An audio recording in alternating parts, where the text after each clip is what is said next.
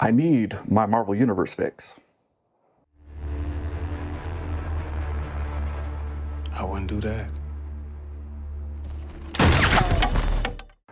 Project Power is a superhero action movie about a former soldier teaming up with a New Orleans cop to uncover a vast drug ring. But this drug will unlock a superpower in its user for 5 minutes at a time. It's the newest offering on Netflix, and it's a big one. The main player in this flick is played by Jamie Foxx as Art No Last Name.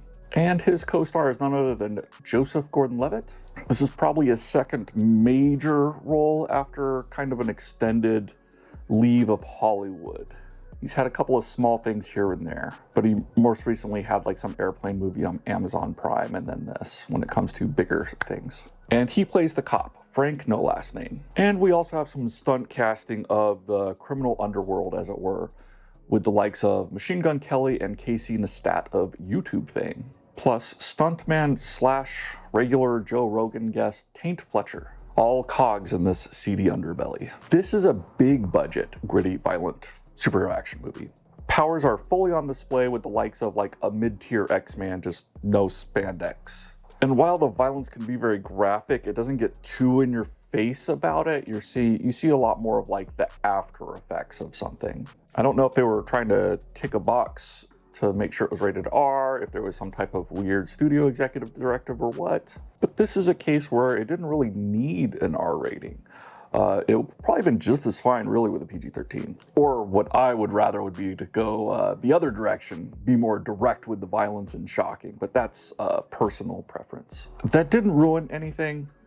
I would say it's notable though. The action and the effects are good, especially the special effects. I didn't get that feeling of little corner cutting here and there like I would see in other Netflix big features like, let's say, Extraction, which is definitely a big feature, a lot of stuff going on, but there's some moments where it exposes itself for its budget. So you get that big feature experience that we've all been kind of starved of this year. Action is very much largely positive.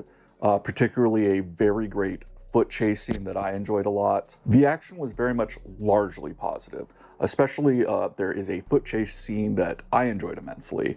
I would say the low point is an action scene that you're seeing a viewpoint from like inside of a chamber and outward. And you can kind of see where they thought they were going with that chamber sequence. It just didn't quite work, at least for me. I would have much rather saw the action outside of the chamber much better. Foxx and Levitt's charisma keep things engaging. So also big props to the young Dominique Fishbone.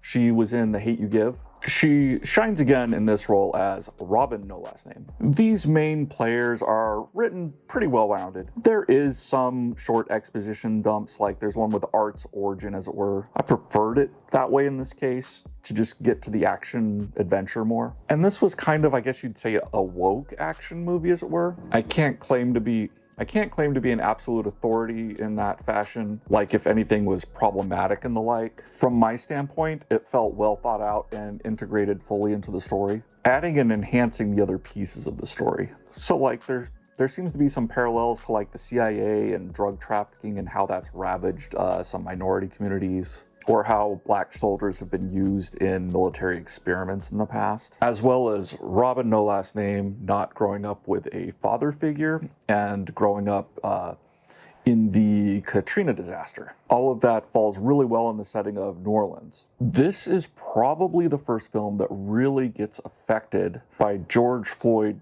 being killed by a police officer. And I say this knowing that most likely everything in this was filmed before that atrocity.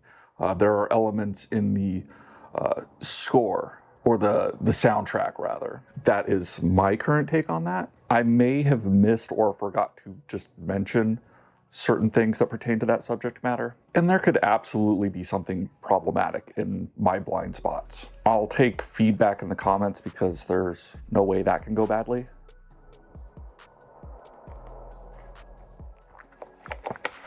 I dug this kind of industrial noise score too. The sets and cinematography are really good, like the location scouting and all that, and just how everything's dressed up.